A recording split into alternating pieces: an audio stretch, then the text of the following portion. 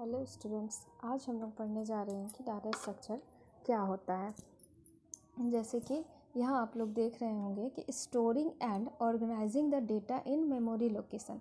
इसका मतलब ये होता है कि डाटा को किस तरह से कंप्यूटर का मेमोरी में ऑर्गेनाइज किया जाता है और किस तरह से स्टोर किया जाता है, इसके बारे में हम लोग जानेंगे।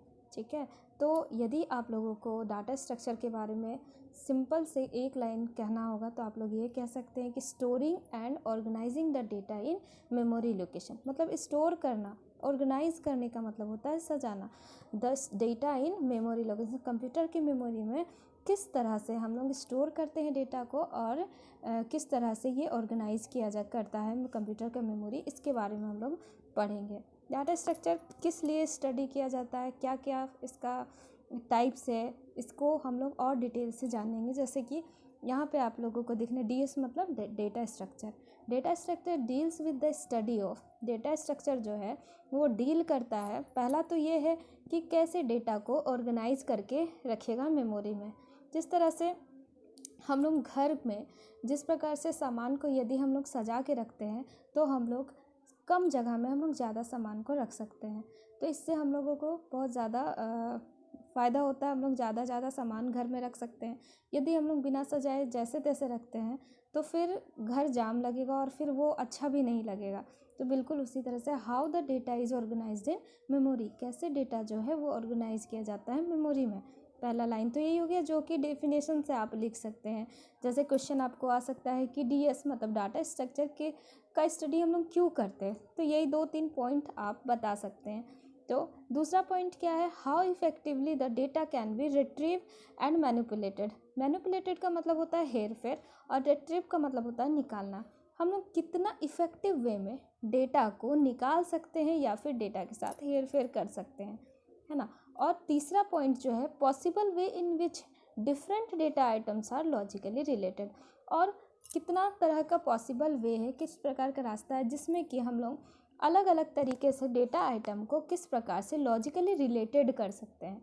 ये हो गया आपका डाटा स्ट्रक्चर के बारे में थोड़ा सा इंट्रोडक्शन। ठीक है, और उसके बाद जो है डाटा स्ट्रक्चर में किस तरह से कितना प्रकार का होता है डाटा स्ट्रक्चर, ये हम लोग देखेंगे। जैसे डाटा स्ट्रक्चर जो होता है वो 2 प्रकार का होता है, पहला होता है प्रिमिटिव और दूसरा होता है नॉन प्रिमिटिव। और प्रिमिटिव जो है आगे 4 भाग में बटा हुआ है, देख रहे होंगे आप लोग। इंट मतलब इंटीजर, जो कि इंटीजर नंबर के लिए होता है। फ्लोट मतलब होता है डेसिमल, है ना। और ये कैर मतलब अल्फ़ाबेट और ये डबल। ठीक है, यहाँ पे नॉन प्रिमिटिव में आप लोगों को देख रहे होंगे कि 2 तरह का है। यह है लीनियर, इस लीनियर को हम लोग सिक्वेंशियल भी बोलते हैं और नॉन लीनियर को हम लोग रैंडम बोलते हैं। तो यहाँ पे लीनियर का मतलब होता है, लीनियर जो है आगे किस तरह से बटा हुआ है देख रहे होंगे, एरे, लिस्ट, स्टैक, क्यू। और नॉन लीनियर जो है आगे किस तरह से बटा हुआ है, ट्री एंड ग्राफ। जो आप लोगों को 12 में सिर्फ लीनियर डेटा स्ट्रक्चर के बारे में, इसको आप लोगों को डिटेल्स में पढ़ना है क्योंकि इससे ही एग्ज़ाम में ज़्यादा क्वेश्चन आता है। उसके बाद जिस तरह से एरे तो हम लोग पढ़ेंगे ही, लिस्ट भी पढ़ेंगे। सबसे पहले हम आप लोगों को स्टैक के बारे में बताएंगे कि स्टैक क्या होता है।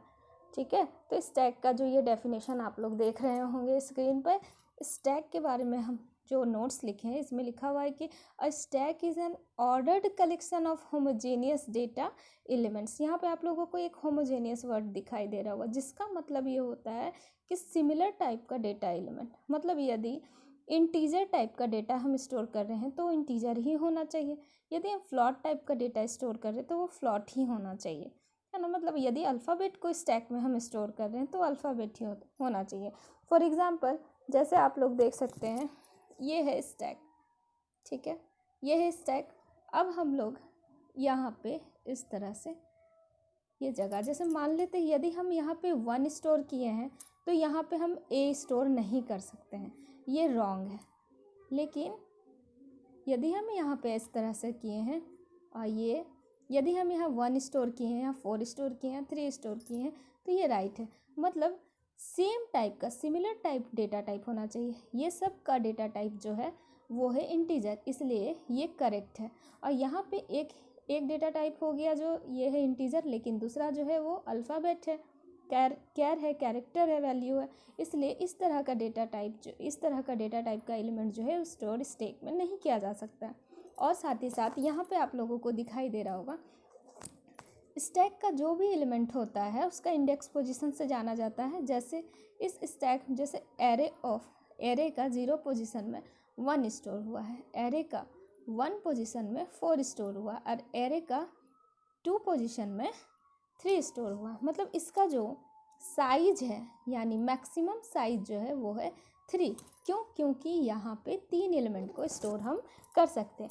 साथ ही साथ आप लोग देख रहे होंगे कि यहाँ पे 1 ओपन एंड है, इधर साइड से तो ये बंद है, ये 1 ओपन एंड है यहाँ पे, और इस ओपन एंड को हम लोग टॉप बोलते हैं। इस ओपन एंड को हम लोग क्या कहते हैं? टॉप। तो थोड़ा सा डेफिनेशन पे आते हैं, ये थोड़ा सा समझाने के लिए हम आप लोगों को बताएं। तो डेफिनेशन में क्या लिखा हुआ है?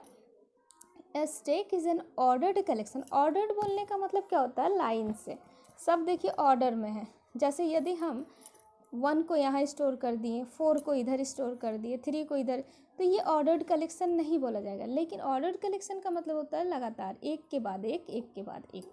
ठीक है, तो यहाँ पे बोला है a stack is an ordered collection of homogeneous यानी similar data elements where the insertion and deletion. Insertion का मतलब होता है एलिमेंट को स्टैक में डालना, एंड डिलीशन का मतलब होता है एलिमेंट को स्टैक से डिलीट करना। टेक्स प्लेस एट 1 एंड, मतलब एक ही एंड से इंसर्शन भी होता है और डिलीशन भी होता है, और उस एंड को हम लोग कहते हैं टॉप। बिल्कुल, फिर से एक बार हम लोग देखते हैं इसको। A stack is an ordered collection of homogeneous data elements where the insertion and deletion takes place at 1 and known as top. अब हम लोग जो लिखे हैं स्टैक के बारे में वो आप लोग देखिए। The stack is also called as last in first out. इसको लास्ट इन फर्स्ट आउट क्यों बोलते हैं वो अभी आप लोगों को हम समझाते हैं। जैसे कि ये रहा हमारा स्टैक, ठीक है। ये जैसे यदि हम सबसे पहले किसको इंसर्ट किए हैं? 1 को इंसर्ट किए हैं, ठीक है। सबसे पहले हम 1 को इंसर्ट किए, उसके बाद हम किसको इंसर्ट किए हैं? डाले हैं, इंसर्ट का मतलब डालना। 4 को इंसर्ट किए, उसके बाद हम किसको इंसर्ट किए हैं? 3 को इंसर्ट किए हैं। लेकिन यदि हमको 4 को डिलीट करना है, हम इस 4 को डिलीट करना चाहते हैं, तो इसके लिए हम डायरेक्ट 4 को डिलीट नहीं कर सकते हैं, हमको पहले 3 को डिलीट करना पड़ेगा। मतलब कि जो सबसे लास्ट में इंटर किया है इस स्टैक में, जो सबसे लास्ट में इंसर्ट हुआ है वही पहले डिलीट होगा। इसीलिए इसका नाम पड़ा है लास्ट इन फर्स्ट आउट। मतलब जो लास्ट में इन किया है वही पहले डिलीट होगा, ठीक है। तो ये सेकंड लाइन में, सेकंड जो पैरा है ये बिल्कुल वही बात लिखा हुआ है। The stack is also called as last in first out. It means the element which is inserted last must be deleted first. देखिए, मस्ट बी डिलीटेड फर्स्ट। जैसे for example number of plates in cafeteria. हम लोग number of plates, जैसे cafeteria में यदि हम जाते हैं तो वहाँ प्लेट्स जो है रखा रहता है, तो क्या होता है जो प्लेट होता है वो इस तरह से रखा हुआ है, तो जो लास्ट में आया है सबसे पहले तो ये रखा गया प्लेट, उसके ऊपर ये रखा गया, उसके ऊपर ये रखा गया, उसके ऊपर ये रखा गया। लेकिन जो सबसे लास्ट में आया है हम पहले उसको ही लेते हैं, है ना। बिल्कुल लास्ट इन फर्स्ट आउट, जो लास्ट में आया हम उसी को पहले लेंगे। उसके बाद जो है स्टैक्स ऑफ कॉइन। यदि हम सिक्का को सजा के रखते हैं तो यदि हमको सबसे नीचे वाला सिक्का को निकालना है तो उसके लिए हमको सबसे पहले इसको निकालना होगा, फिर इसको निकालना होगा, फिर इसको, तब हम इसको ले सकते हैं। मतलब जो लास्ट में आया है वही पहले निकलेगा। तो ये था हमारा स्टैक। स्टैक के बारे में कुछ चीज़ हम बताए हैं जो आई थिंक आप लोगों को बहुत अच्छे से समझ में आया होगा।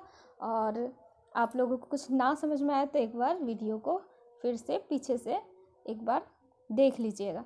चलिए, तो यहाँ पे आप लोगों को यहाँ दिखाई दे रहा होगा कुछ बेसिक ऑपरेशन हम लिखे हैं, क्या क्या होता है स्टैक में। बेसिक ऑपरेशन जो स्टैक में होता है वो है the basic operations are insertion, मतलब कि स्टैक में एलिमेंट को इंसर्ट करना। डिलीशन, डिलीशन का मतलब होता है स्टैक से एलिमेंट को डिलीट करना।